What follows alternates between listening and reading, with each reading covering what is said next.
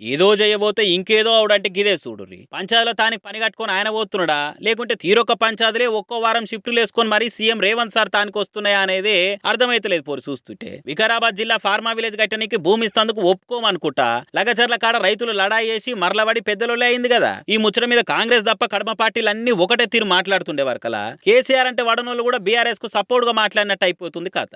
ఆఫీసర్ల మీద దాడి చేయించింది బీఆర్ఎస్ వాళ్ళే అని బీపీలు పెంచుకొని కాంగ్రెస్ వాళ్ళు కామెంట్లు చేస్తుంటే మాదేసొంటి కుట్ర లేదు, మిమ్మల్ని మీరు కాపాడుకునే తందుకు మమ్మల్ని బంధం చేసి మా మీద బట్టగాల్సి మీదేస్తే మంచిగా కూడా చూడుర్రి అని గట్టిగానే అరుచుకుంటారు గులాబీ పార్టీ వాళ్ళు. దాడి ముచ్చట మీదనే దబ్బదబ్బను వచ్చి బీజేపీ వాళ్ళు కూడా మాట్లాడారు. పబ్లిక్ లో వచ్చిన వ్యతిరేకతనే ఇదంతా అనుకుంటా అక్కడ ఎంపీ డీకేఆర్ అనుకొచ్చింది. అసలు అలా ఎసొంటి కుట్ర కోణం లేదు. ఫార్మా కంపెనీ మీద ఊర్లలో జనాలకున్న కోపమే అదంతా. లగచర్లలో అన్ని పార్టీలకు మద్దతు ఇచ్చే రైతులు ఉన్నారు. వాళ్ళందరూ ఒకటే వద్దు వద్దు అంటుంటే సర్కార్ ఎందుకు మొండిగా ముంగడి పోతుంది అని అనుకుంటే డీకేఆర్ నక్క క్వశ్చనింగ్ చేసుకొచ్చింది. ఇక ఓ దిక్కు కాంగ్రెస్ వాళ్ళేమో లగచర్ల ఆఫీసర్ల మీదైన దాడిని బీఆర్ఎస్ ఖాతాలో నూకేద్దామని చూస్తుంటే ఇప్పుడు ప్రతిపక్ష పార్టీ అయినా కూడా బీజేపీ లీడర్లే ముంగట్టుకొచ్చి బీఆర్ఎస్ కు సపోర్ట్ గా కాంగ్రెస్ కు కచ్చా నెగిటివ్ గా మాట్లాడే వరకలా చేయి పార్టీ వాళ్ళు గాయ అవుతురు పాపం. కేసీఆర్ అని పేరుని వస్తూనే ఒంటికాల మీద లేచి అంతెత్తెగిరే పక్క పార్టీ వాళ్ళు పడని లీడర్లు కూడా బీఆర్ఎస్ కు సపోర్ట్ ఇచ్చేటట్టు మాట్లాడుతుండే వరకలా గులాబీ బాస్ అంటే గుర్రు మనటోళ్ళను కూడా కార్ పార్టీ దిక్కే మాట్లాడేటట్టు అయిపోయిందిగా రాష్ట్రంలో కాంగ్రెస్ రాజకీయము అని అనుకుంటా మాట్లాడుకోబట్టిర్రు.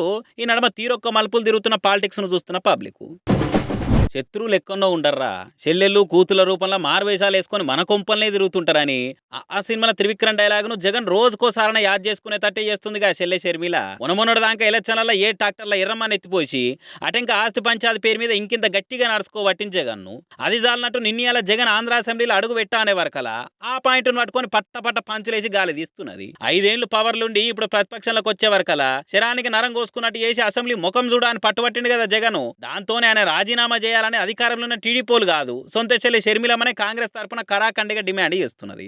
అసెంబ్లీకి రానోళ్ళు రాజీనామా చేసి ఇంట్లో కూర్చోవాలి అని బాజాబ్తో బాంబుల సొంటి మాటలు ఇసరబట్టింది. మీరేదో పబ్లిక్ తిప్పల్ని అసెంబ్లీలు వినిపిస్తారో అని ఎమ్మెల్యే గెలిపిస్తే మరి శాసనసభకు పోనప్పుడు ఎందుకు ఆ పదవి అని ఇచ్చి పడేస్తుంది. మొత్తానికి జగన్ అసెంబ్లీలో గైర్హాజరు ముచ్చటతోని షర్మిలకు అస్త్రం దొరికినట్టు అయిపోయింది. దాన్ని బ్రహ్మాండంగా బ్రహ్మాస్త్రంగా మారుస్తందుకు బరాబర్ పులివెందులో పాగా వేస్తందుకు ప్లాన్ వేస్తున్నట్టే కొడుతుందట షర్మిల.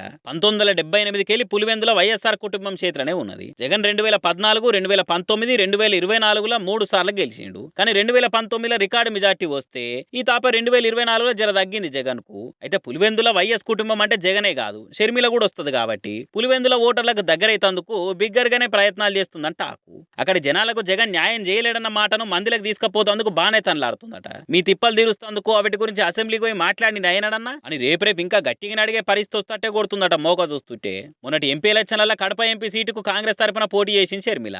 అయితే పులివెందులకెళ్ళి ఎమ్మెల్యేగా పోటీ చేస్తుందని వచ్చింది కానీ సిట్టింగ్ సీటులున్న సీఎం జాగాకెళ్ళి పోటీ ఎందుకు రిస్క్, అసలే హ్యాండ్ పార్టీ పతార ఆంధ్రాలంతా గ్రాండ్ గా లేదని ఊకున్నది. అయితే కడప ఎంపీగా అవినాష్ రెడ్డి మీద పోటీ చేసి ఓడిపోయినా గానీ 1,50,000 దాకా ఓట్లు తెచ్చుకున్నది. అందులో పులివెందుల ఓట్లు కూడా సాన్నే ఉన్నాయి. మీదికెళ్ళి 11 సీట్లే పంక పార్టీకి వచ్చే వరకలా కాంగ్రెస్ చీఫ్ గా షర్మిలకి వైసీపీని అటాక్ చేసేందుకు ఇంకింత సందు దొరికినట్టు అయింది. ఇప్పుడు అసెంబ్లీకి డుమ్మా కొడుతున్న జగన్ తీరును తిట్టిపోస్తున్నది. వచ్చే 4.5 ఏళ్లు కూడా ఇదే తీర్ల సభకు పోకుంటే పులివెందులలో పాగా వేస్తందుకు చెల్లె షర్మిలకు ఛాన్స్ దొరికినట్టే అని చెప్తున్నారు పొలిటికల్ నిపుణులు. పంకపార్టీ పవర్లోనంత కాలం జగన్ నిలబడింది ఎన్నుగట్టిన షర్మిల ఇప్పుడు అన్న ప్రతిపక్షంలో ఉన్నా కూడా ఇటువంటి ముచ్చట్లను ముంగటేసుకొని అరుచుకోబట్టింది. ఓ దిక్కు అసెంబ్లీకి డుమ్మాలు కొట్టుకుంటా చెల్లె షర్మిల పులివెందుల జెండా వాదేతందుకు జరంత సందు జగనే ఇచ్చినట్టు చేస్తుండని వినొస్తుందట ఏపీ పొలిటికల్ సర్కిల్లో కూడా. పరిస్థితి ఇట్లనే ఉంటే పాలిటిక్స్ లో పతారా చాటుకొని పులివెందుల పవర్ పెంచుకునేందుకు షర్మిల నెత్తిల పంకపార్టీ వాళ్ళు పాల్పోసినట్టే అని వస్తున్న ముచ్చట మీద జగన్ అండ్ కో ఎసొంటి ఆలోచన చేస్తారో చూడాలి మరి.